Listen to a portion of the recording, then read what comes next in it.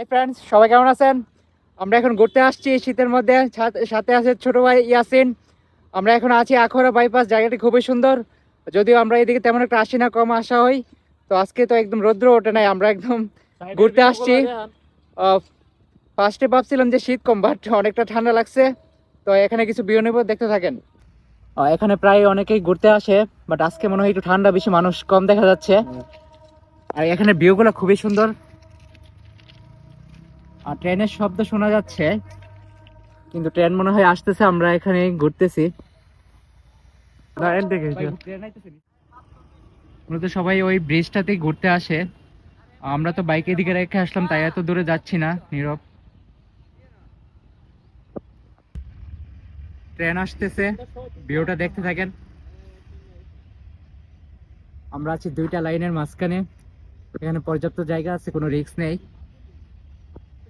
ইচ্ছা করলে আমরা বাইক নিয়েও যাইতাম, বাট ওই বাইকটা উপর আর তুলি নাই। ও, এটা হচ্ছে মালগাড়ি।